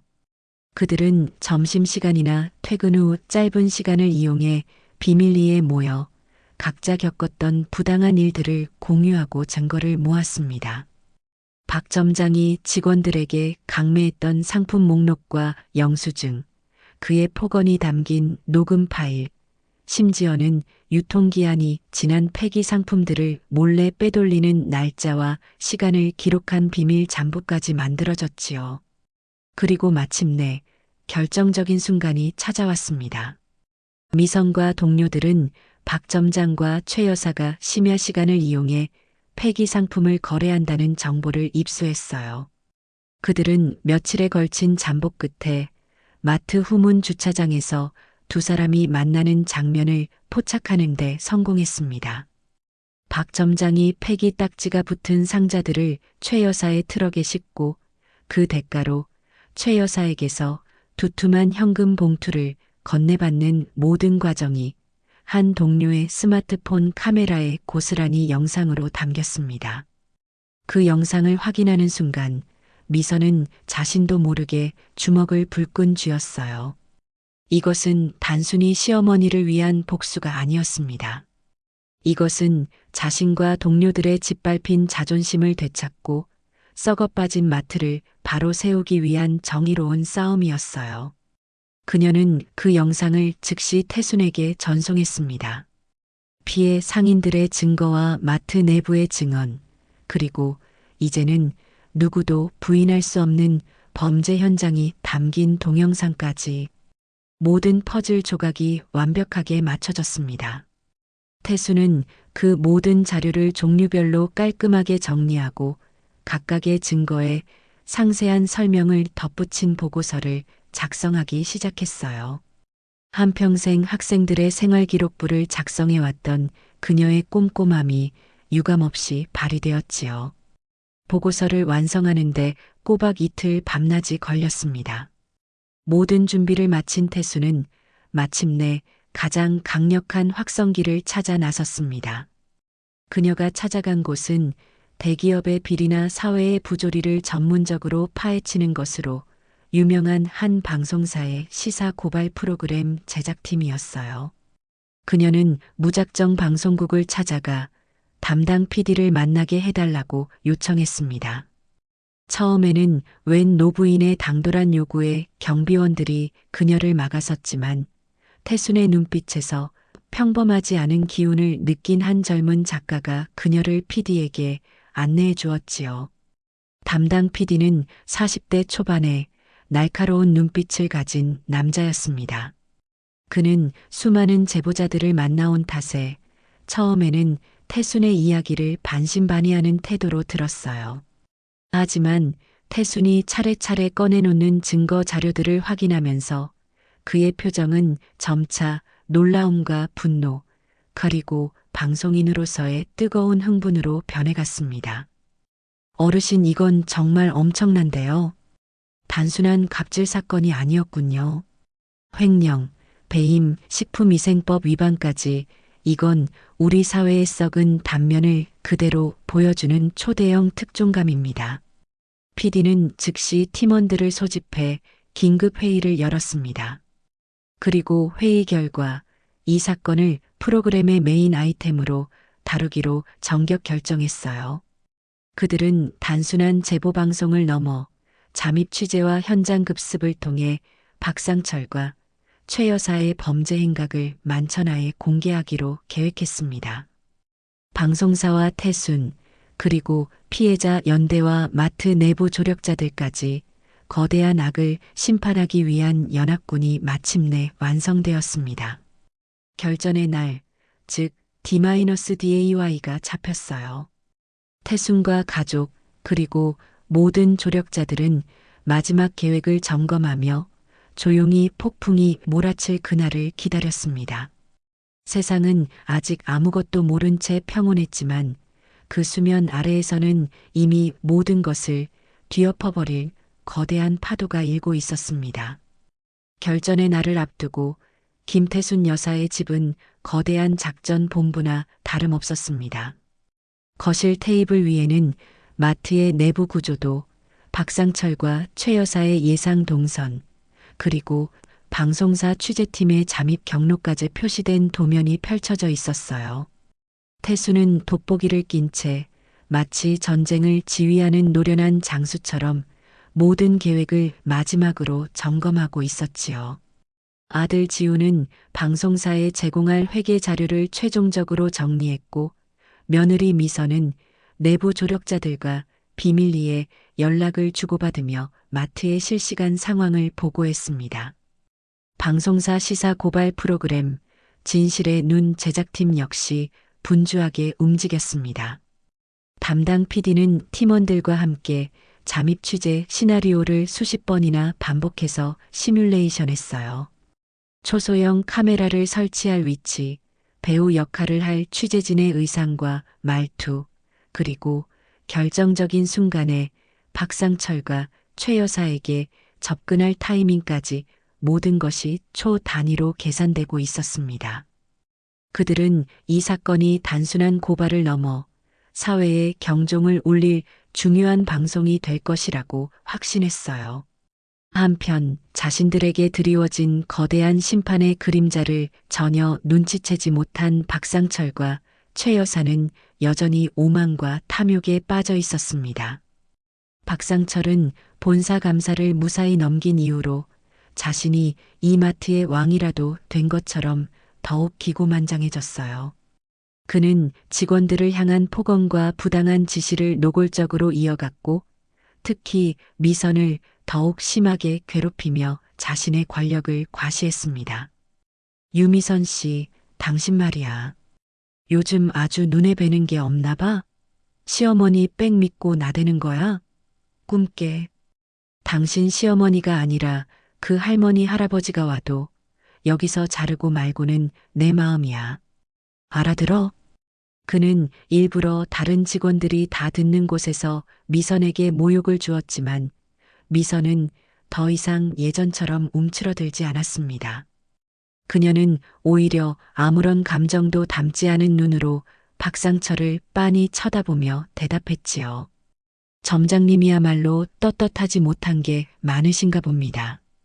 그러니 그렇게 소리를 지르시는 거겠죠. 저는 제 할 일만 제대로 하겠습니다. 그녀의 당당한 태도에 박상철은 순간 말문이 막혔지만 이내 분노로 얼굴을 붉히며 두고 봐. 내가 너 반드시 잘라버릴 테니까라는 말만 남기고 자신의 사무실로 들어가 버렸습니다. 그는 미선의 변화 뒤에 거대한 계획이 숨어 있다는 것은 상상조차 하지 못한 채 그저 괘씸한 부하 직원 정도로만 여기고 있었던 것이지요. 최 여사 역시 마찬가지였습니다. 그녀는 태순을 만났던 동네 상인들이 자신을 피하고 수군거리는 것을 어렴풋이 느꼈지만 그것을 자신의 위세에 눌린 당연한 반응이라고 착각했어요. 그녀는 여전히 매일같이 마트에 나타나 온갖 행패를 부렸고 박상철과 함께 폐기 상품을 빼돌리는 범죄 행각도 서슴지 않았습니다. 그녀의 머릿속에는 오직 더 많은 돈을 벌고 더 많은 사람들을 자신의 발 아래에 두려는 탐욕만이 가득 차 있었지요. D-DAY 전날 밤 태수는 잠을 이룰 수가 없었습니다. 그녀는 조용히 며느리의 방으로 갔어요. 미선 역시 긴장감에 잠들지 못하고 침대에 앉아 있었지요. 태수는 며느리의 손을 꼭 잡아주며 말했습니다. 아가, 두렵지 않으냐? 미선은 고개를 저으며 시어머니의 눈을 똑바로 바라보았어요. 아니요, 어머니. 처음에는 두려웠어요. 하지만 지금은 아니에요. 어머니와 아버님, 그리고 동료들이 함께 있잖아요. 이제는 제가 바로 서야 할 시간이라는 걸 알아요. 저 잘 해낼 수 있어요. 그 말에 태수는 아무 말 없이 며느리를 꼭 안아주었습니다. 지난 몇 주간 며느리는 온실 속의 화초처럼 연약한 존재에서 거친 비바람에도 흔들리지 않는 들꽃처럼 강인한 사람으로 성장해 있었습니다. 태수는 이 싸움이 설령 실패로 돌아간다 해도 며느리의 이 성장을 본 것만으로도 충분히 가치가 있다고 생각했어요. 마침내 결전의 날 아침이 밝았습니다. 하늘은 거짓말처럼 맑고 푸르렀어요. 진실의 눈 제작팀은 아침 일찍부터 마트 주변에 자리를 잡았습니다. 손님으로 위장한 취재 작가 2명이 먼저 매장 안으로 들어가 초소형 카메라를 유제품 코너와 계산대 근처에 설치했어요. 마트 밖 주차장에는 촬영 장비를 가득 실은 봉고차가 대기하고 있었고 담당 PD는 그 안에서 모든 상황을 지휘하기 시작했습니다. 피해 상인들은 약속된 시간에 맞춰 마트 근처 카페에 모여 초조하게 신호를 기다렸어요. 미선과 내부 조력자들은 평소와 다름없이 각자의 자리에서 일을 시작했습니다. 모든 것이 완벽하게 준비되었어요. 이제 남은 것은 이 거대한 연극의 주인공인 최 여사가 등장하기만을 기다리는 것이었습니다. 오후 2시 약속이라도 한 듯 최 여사가 자신의 번쩍이는 외제차를 몰고 마트 주차장으로 들어서는 것이 보였습니다. 그녀는 오늘도 어김없이 누군가를 괴롭히기 위해 잔뜩 날이 선 얼굴을 하고 있었지요. PD의 무전기를 통해 타겟 등장. 모두 위치로라는 나지막한 목소리가 울려 퍼졌습니다. 마트 안의 모든 사람들의 심장이 긴장으로 빠르게 뛰기 시작했어요. 폭풍이 몰아치기 직전에 그 숨막히는 고요함. 그것은 곧 시작될 정의의 심판을 알리는 장엄한 서곡과도 같았습니다. 오후 2시 5분 프레시마트의 자동문이 열리고 최 여사가 위풍당당한 모습으로 들어섰습니다. 그녀는 마치 여왕이라도 된 것처럼 주변을 훑어보더니 곧장 유제품 코너로 향했어요. 모든 것이 계획대로였습니다. 손님으로 위장한 진실의 눈 취재 작가들은 쇼핑하는 척하며 그녀의 뒤를 따랐고 미리 설치된 초소형 카메라들이 그녀의 모든 움직임을 담기 시작했지요. 최 여사는 진열된 요거트 하나를 집어들고는 인상을 팍 찌푸리며 큰 소리로 외쳤습니다. 여기 담당자 누구야? 당장 나와. 그녀의 고함 소리에 미선이 담담한 표정으로 다가왔습니다. 무엇을 도와드릴까요, 고객님? 최 여사는 요거트를 미선의 얼굴 앞에 들이밀며 소리쳤어요. 이것 봐. 유통기 HAN이 오늘까지잖아. 이런 걸 손님들 먹으라고 내놓은 거야? 당신들 사람 죽일 일 있어? 여기가 마트야, 쓰레기 처리장이야. 명백한 트집이었습니다. 유통기 HAN이 당일까지인 상품은 규정상 판매에 아무런 문제가 없었으니까요. 미선은 침착하게 대답했습니다. 고객님, 해당 상품은 유통기한이 임박하여 오늘 아침부터 30% 할인된 가격으로 판매하고 있는 제품입니다. 보시는 것처럼 할인 스티커도 붙어 있습니다. 하지만 최 여사는 들을 생각도 없다는 듯 더욱 기고만장하게 소리를 질렀어요. 뭐, 할인을 하면 이런 걸 팔아도 된다는 거야? 내가 지금 돈 몇 푼 아끼자고 여기 온 줄 알아? 당신, 내가 누군지 몰라? 당장 점장 불러와. 내가 오늘 당신 버르장머리를 아주 제대로 고쳐줄 테니까. 그녀의 고함 소리에 주변 손님들이 하나둘씩 모여들기 시작했습니다. 잠시 후 소란을 듣고 한달음에 달려온 박 점장이 나타났어요. 그는 최 여사 앞에서는 허리를 90도로 숙이며 비굴하게 웃고 돌아서서는 미선을 향해 악귀 같은 얼굴로 윽박질렀습니다. 유미선 씨, 또 당신이야? 도대체 일을 어떻게 하기에 매번 최 여사님 심기를 불편하게 만들어 당장 무릎 꿇고 사과드리지 못해. 바로 그 순간이었습니다. 박 점장의 말이 끝나기 무섭게 구경꾼들 사이에 섞여 있던 한 남자가 앞으로 나섰습니다.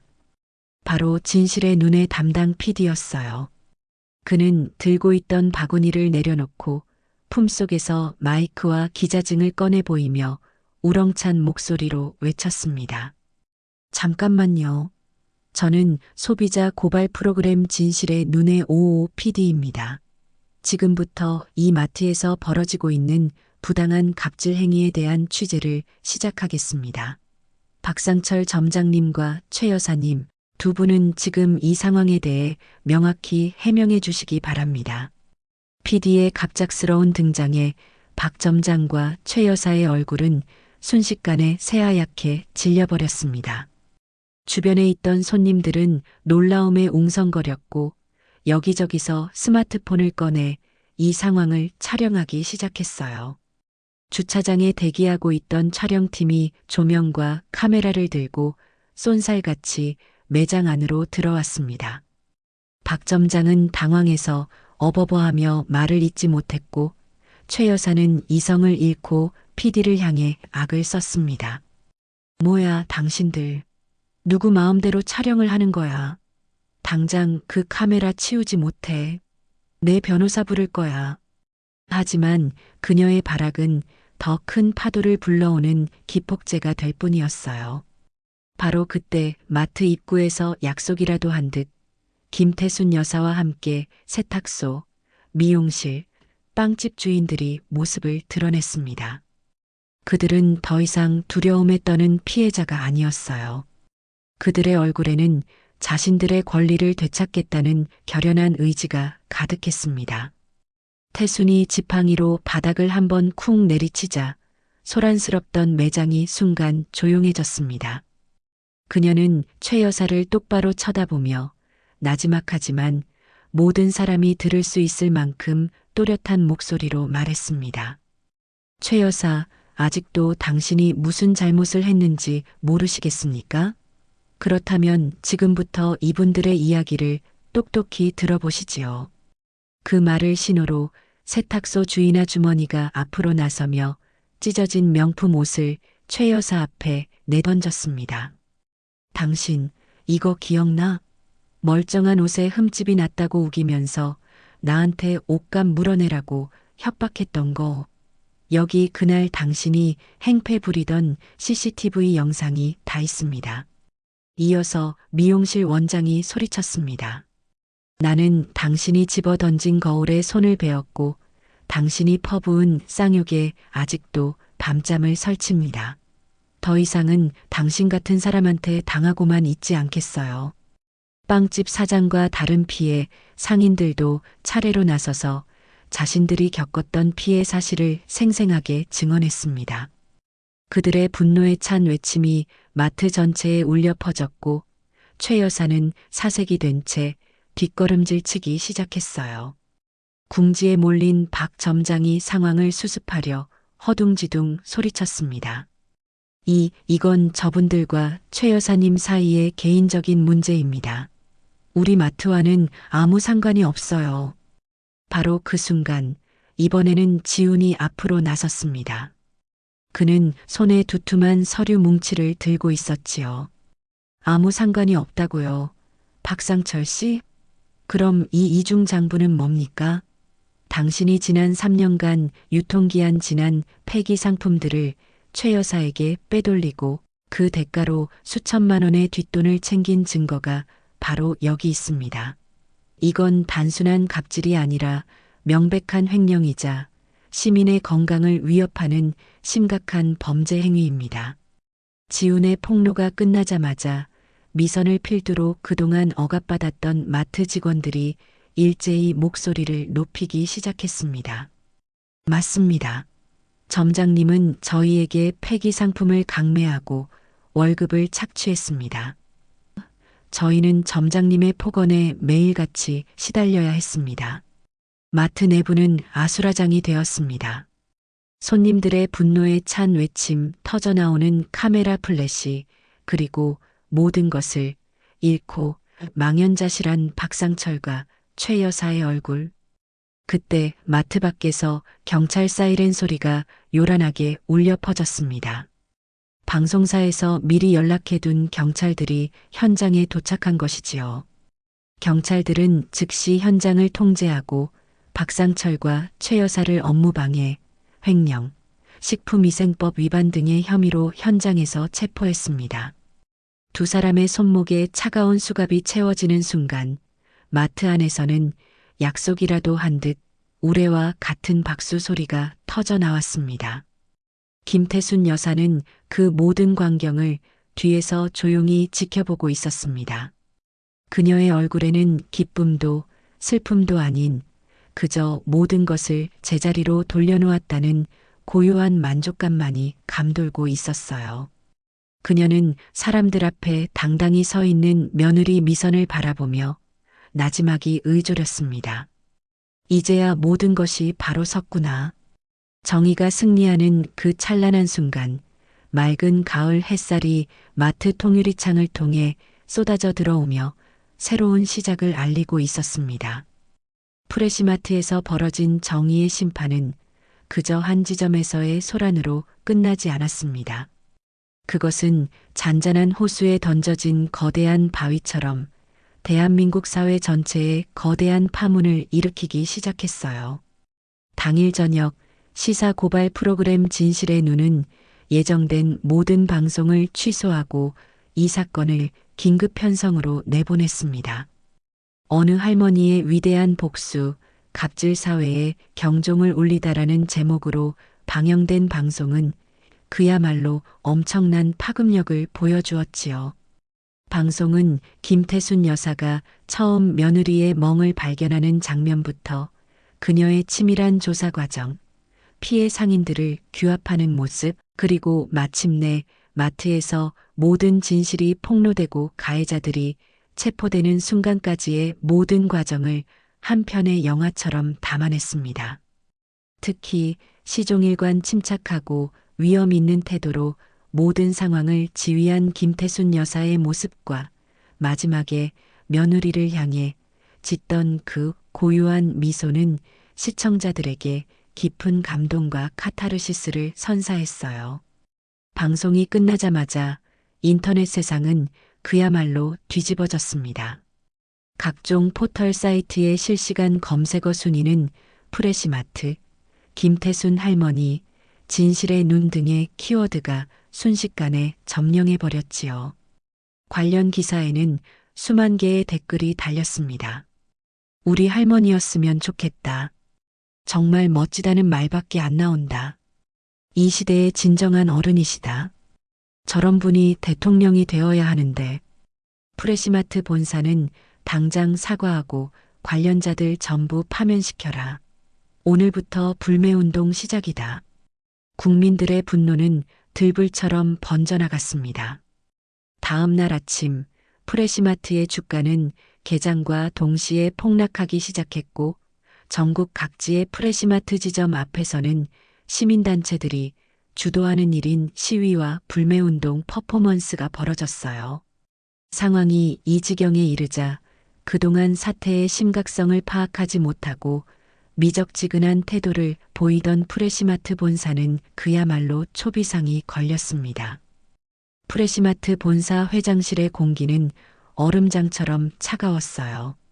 그룹의 총수인 이강진 회장은 자신의 집무실에서 밤새 방송을 몇 번이나 돌려보았는지 모릅니다. 그는 책상 위 잿더리에 담배꽁초를 산처럼 쌓아놓고 임원들을 향해 불호령을 내렸지요. 지금 이게 다 무슨 짓들이야. 일개지점 하나 관리를 이따위로 해서 그룹 전체를 말아먹을 셈인가. 당장 홍보팀, 감사팀, 법무팀 다 뭐하고 있었어. 저 할머니 한 분이 하는 일에 반이반이라도 했으면 이 지경까지 왔겠어? 임원들은 죄인처럼 고개를 숙인 채 아무 말도 하지 못했습니다. 이강진 회장은 비록 냉혹한 승부사로 알려져 있었지만 자신의 회사가 이런 부도덕한 방식으로 국민들의 지탄을 받는 것은 용납할 수 없었어요. 그는 단순히 주가가 떨어지고 매출이 감소하는 것보다 수십 년간 쌓아온 기업 이미지가 한순간에 갑질의 대명사로 전락해버렸다는 사실에 더 큰 모멸감을 느꼈습니다. 그는 자리에서 벌떡 일어나 외쳤습니다. 당장 문제의 지점으로 간다. 내가 직접 가서 모든 것을 보고 듣고 바로잡을 것이다. 그리고 그 위대하다는 할머님, 내가 직접 만나 뵙고 용서를 구할 것이다. 이건 회장으로서의 명령이다. 그날 오후 검은색 세단 여러 대가 요란한 소리를 내며 프레시마트 지점 앞에 멈춰 섰습니다. 차에서 내린 사람은 바로 이강진 회장과 본사의 핵심 임원들이었어요.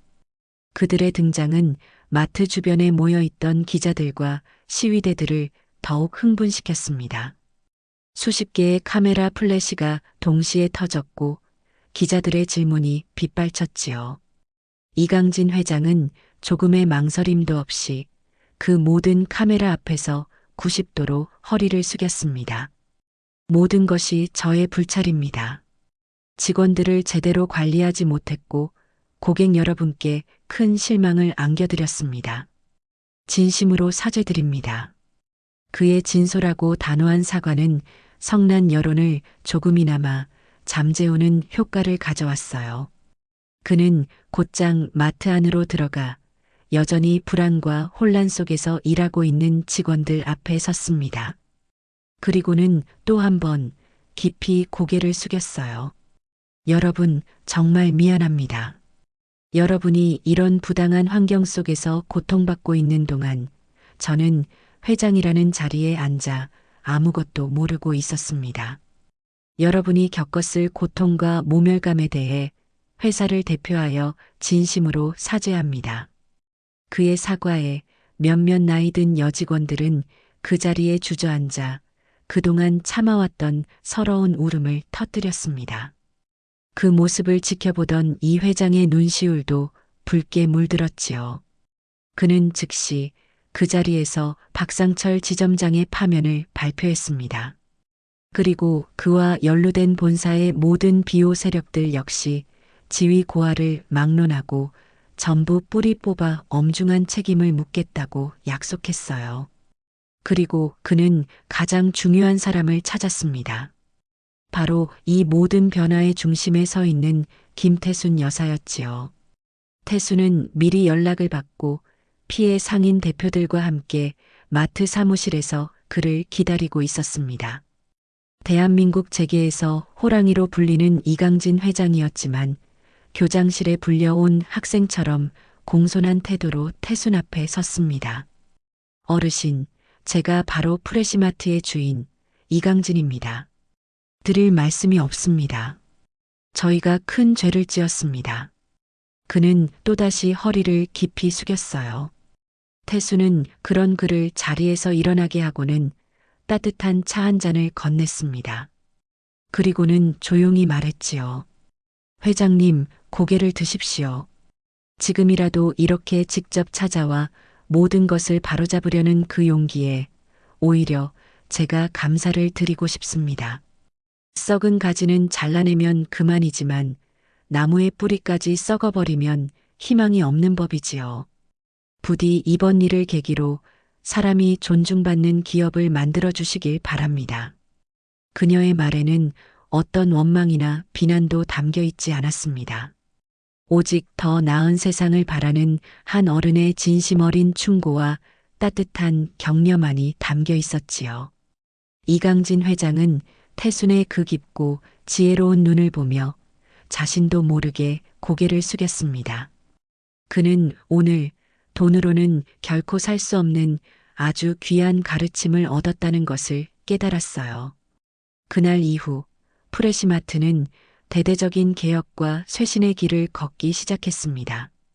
본사의 부패한 임원들은 모두 옷을 벗었고 전국의 모든 지점을 대상으로 직원 인권 실태에 대한 전수조사가 이루어졌어요.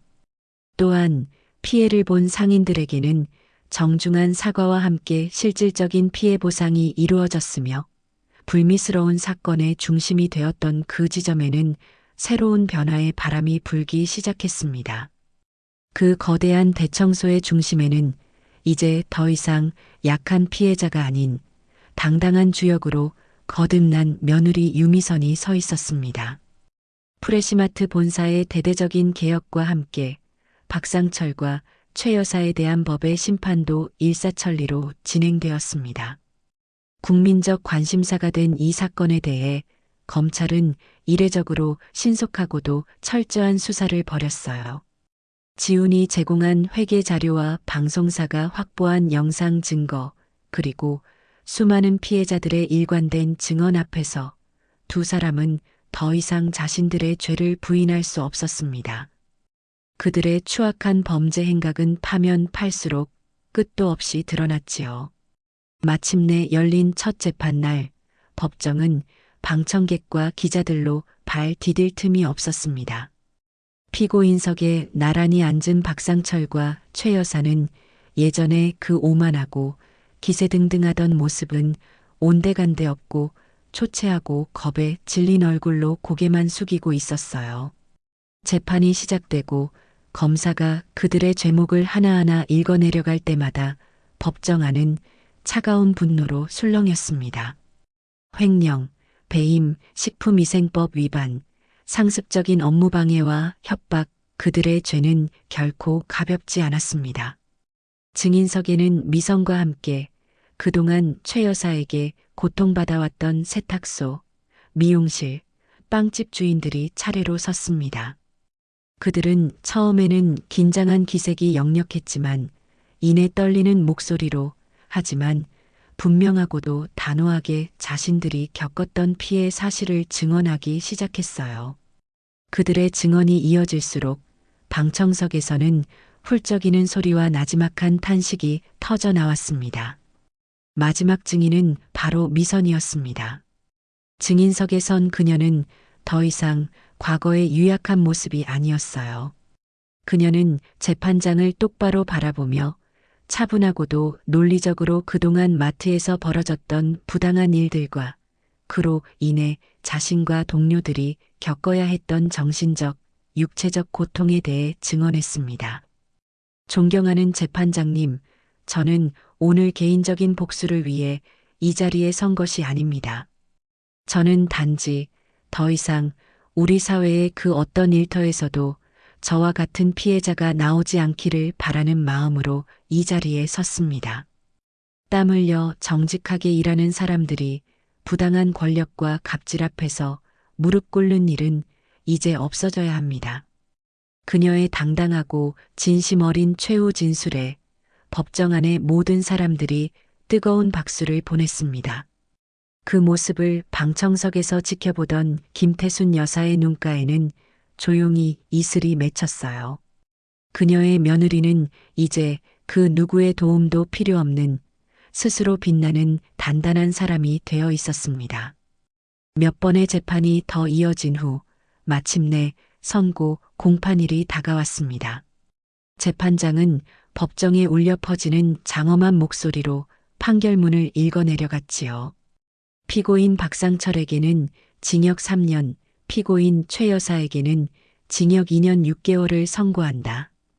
피고인들은 자신의 우월한 지위를 이용하여 사회적으로 약한 위치에 있는 사람들을 상습적으로 착취하고 괴롭혔으며 이는 우리 사회의 근간을 흔드는 용납할 수 없는 중범죄이다. 법의 준엄한 심판이 내려지는 순간 미선과 피해 상인들은 서로를 부둥켜 안고 참았던 눈물을 흘렸습니다. 길고 길었던 싸움이 마침내 완벽한 정의의 승리로 끝이 나는 순간이었지요. 한편 사건의 중심이었던 프레시마트 지점은 새로운 주인을 맞이할 준비를 하고 있었습니다. 이강진 회장은 고심 끝에 이 상처 입은 지점을 다시 살려낼 사람은 바로 유미선밖에 없다는 결론을 내렸어요. 그는 미선을 본사로 불러 지점장 직무대행을 맡아달라고 정식으로 제안했습니다. 유미선 씨, 나는 당신이 보여준 용기와 책임감에 깊은 감명을 받았습니다. 당신이라면 무너진 직원들의 신뢰를 회복하고 고객들의 마음을 다시 되돌릴 수 있을 거라고 믿습니다. 부디 이 어려운 임무를 맡아주시겠습니까? 미선은 처음에는 망설였습니다. 자신이 과연 그 무거운 자리를 감당할 수 있을지 두려웠기 때문이지요. 그녀는 집으로 돌아와 시어머니 태순에게 자신의 고민을 털어놓았습니다. 태순은 그런 며느리의 손을 따뜻하게 잡아주며 말했어요. 아가, 두려워하지 말거라. 리더의 가장 중요한 덕목은 뛰어난 능력이 아니라 다른 사람의 아픔에 공감하는 마음이란다.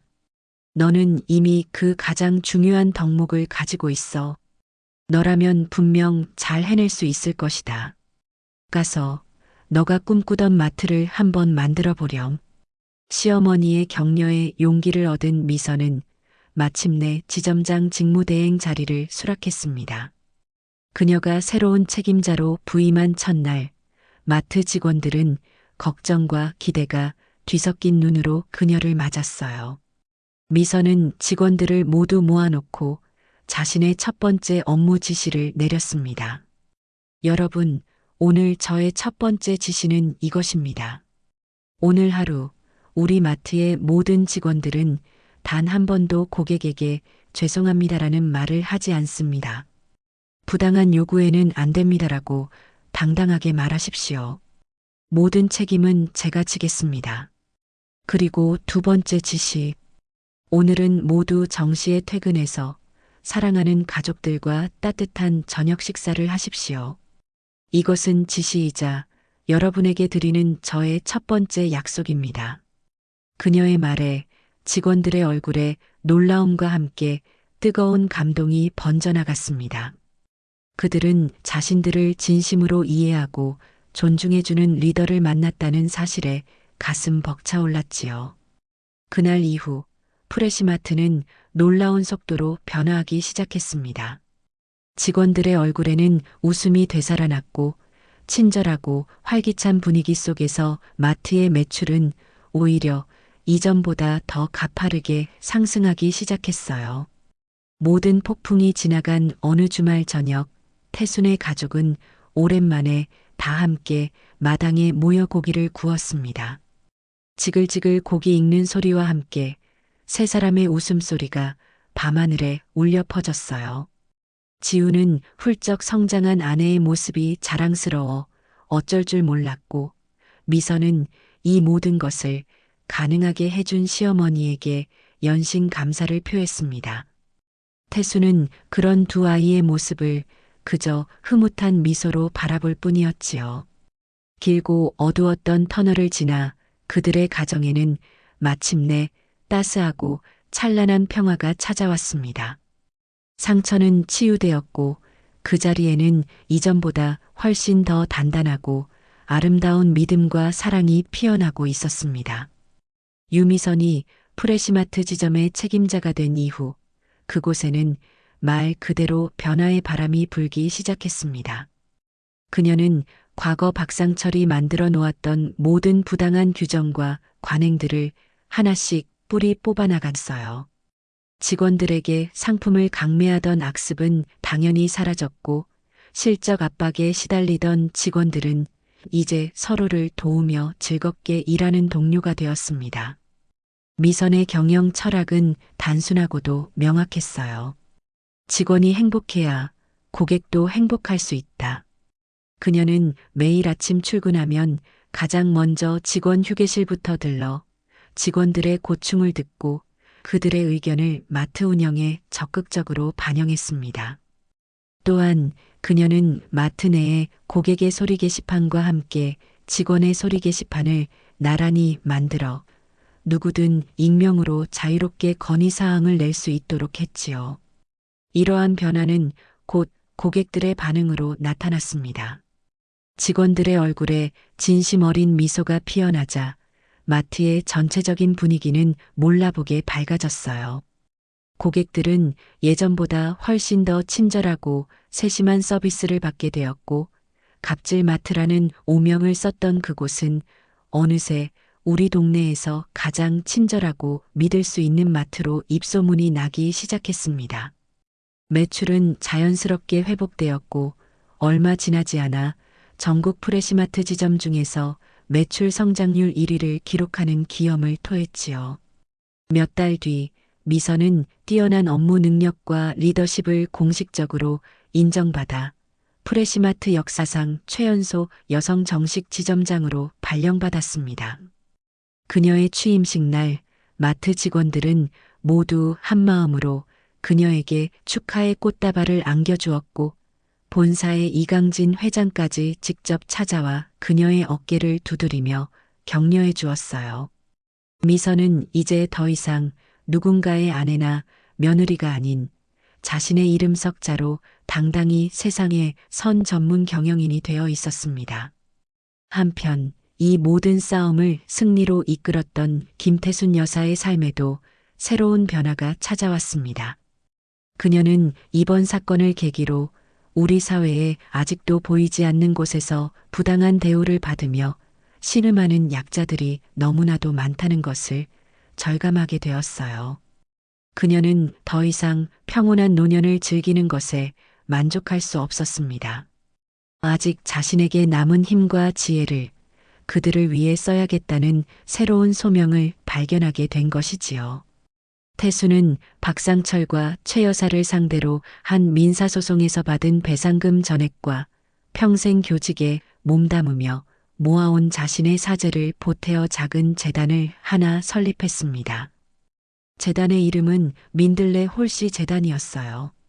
민들레 홀씨처럼 세상 가장 낮은 곳까지 날아가 희망의 씨앗을 퍼뜨리겠다는 의미였지요.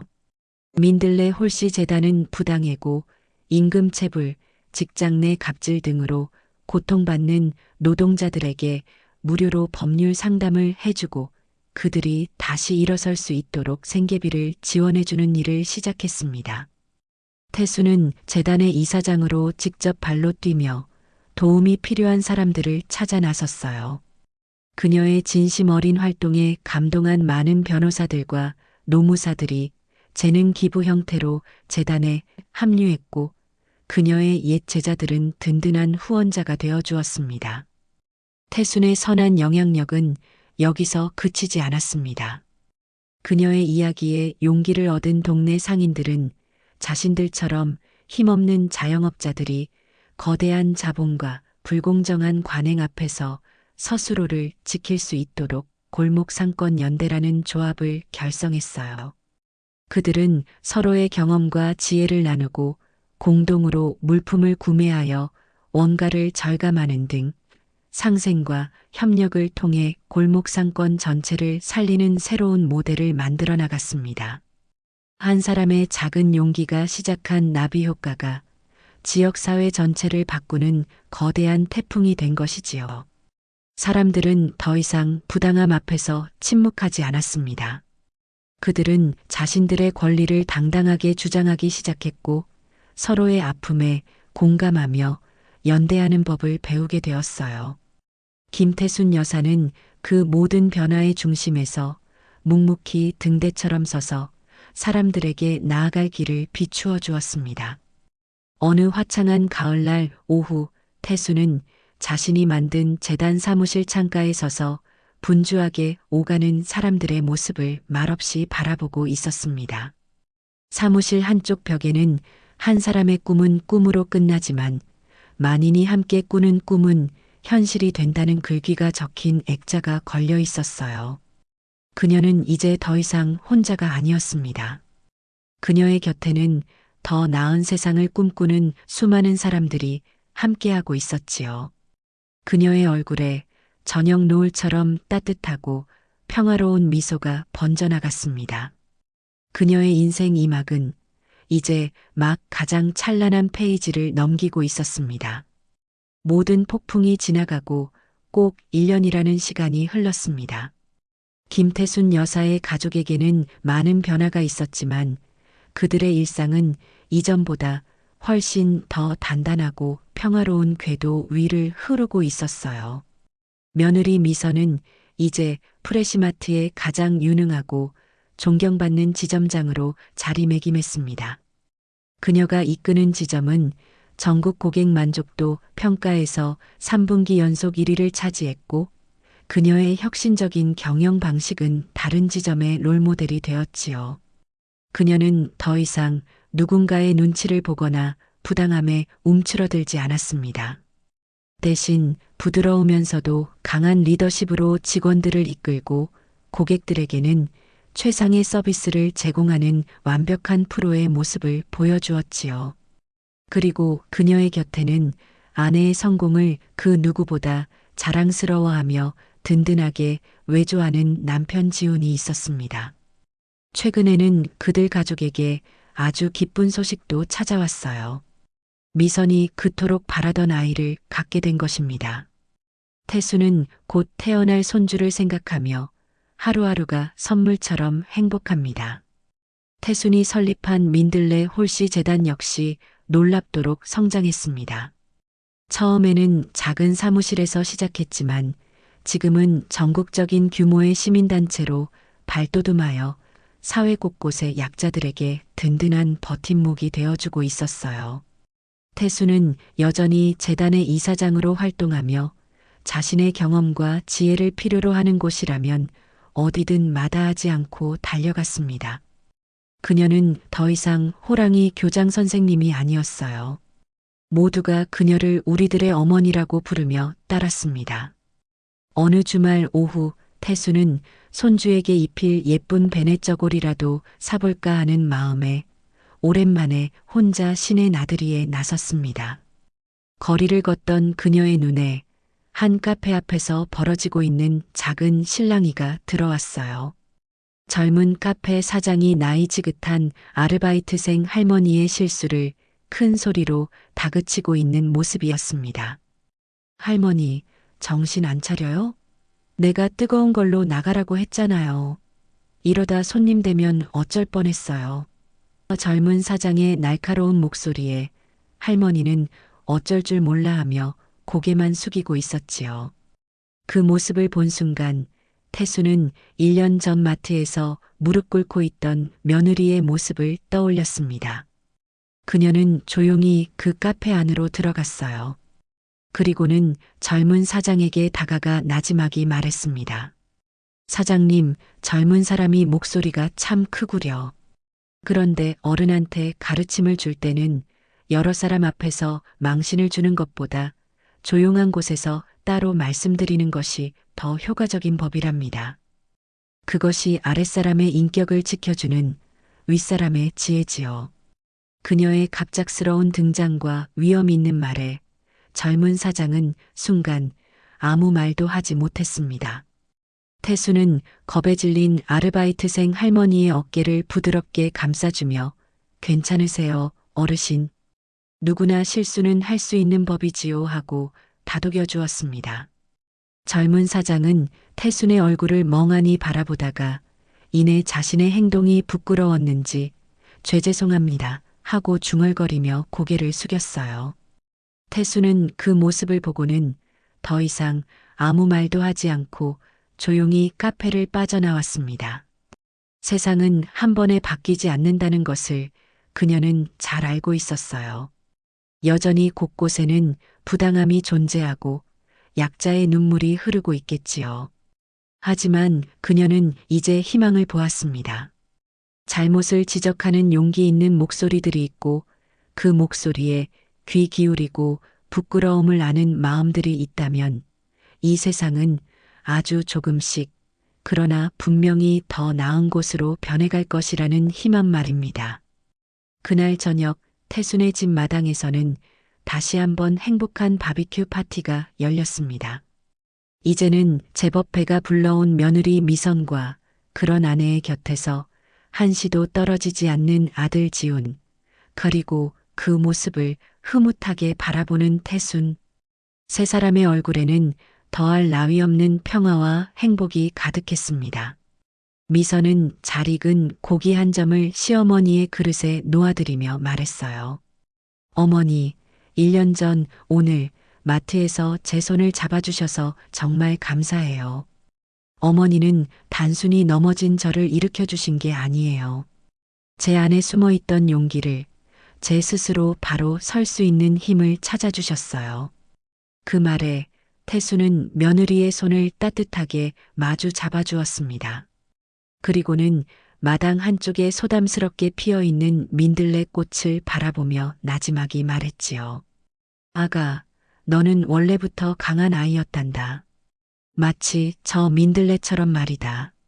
민들레는 화려한 장미처럼 뽐내지도 않고 고든 소나무처럼 우뚝 솟아있지도 않지. 하지만 그 어떤 꽃보다도 질긴 생명력으로 아무리 척박한 땅이라도 꿋꿋하게 뿌리를 내리고 노란 희망을 피워낸단다. 그리고 마침내는 홀씨가 되어 세상 가장 낮은 곳까지 날아가 새로운 생명을 틔우지. 너와 그리고 이 땅의 수많은 평범하고 선량한 사람들이 바로 저 민들레와 같은 존재란다. 평범하기에 오히려 더 위대하고 강인한 존재들이지. 노을 지는 하늘 아래 세 가족의 행복한 웃음소리가 밤하늘에 은은하게 울려 퍼졌습니다. 그것은 모든 시련을 이겨내고 마침내 완전한 평화를 되찾은 이들의 노래이자 내일은 오늘보다 분명 더 나은 세상이 될 것이라는 희망의 찬가였습니다. 김태순 여사의 길고 길었던 싸움은 그렇게 가장 아름답고 찬란한 해피엔딩으로 막을 내렸습니다.